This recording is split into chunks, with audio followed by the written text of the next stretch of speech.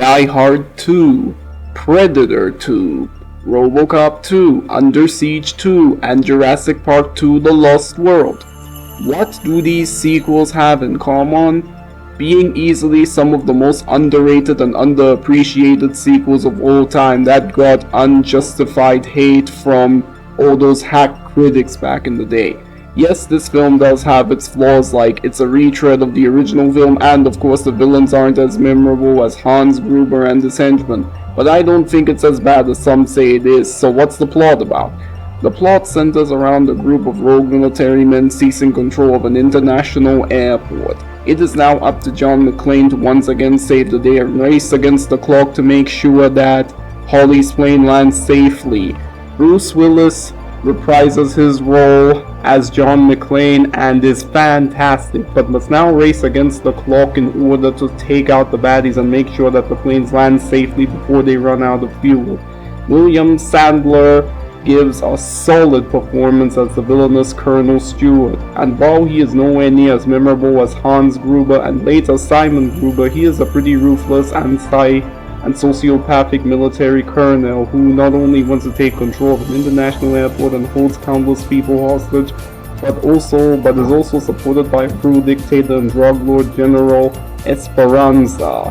The twist involving the secondary antagonist Major Grant was completely unexpected, and the rest of the supporting characters are great in their respective roles. The action set pieces are fantastic and intense, exciting and whatnot, such as the snowmobile chase, the fight in the baggage area, and the shootout sequence in the Annex Skywalk. Rennie Harlin's direction is fan-freaking-tastic, especially when it comes to the camera movement and shots. After all, this movie does feel like it was directed by a Hong Kong movie director, a la John Woo.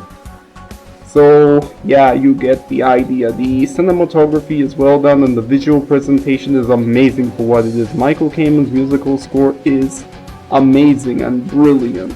Last but definitely not least, the scene where John McClane fails to stop a passenger plane from crash landing is beyond emotional and heartbreaking, which further shows how much he cares for the lives of innocent people. And once again, the screenplay written by Stephen E. D'Souza is fan-freaking-tastic for what it is. My only bad quality for the movie is that it feels like a retread of the original film and the villains aren't as memorable as mentioned earlier.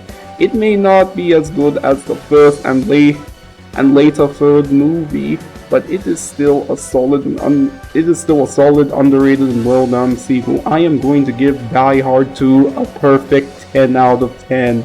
Merry Christmas and Happy New Year. What are your thoughts on this movie? Let me know down in the comments section below, and thanks for watching as always. Don't forget to subscribe if you want to see more. Shadow Leon 659 signing out.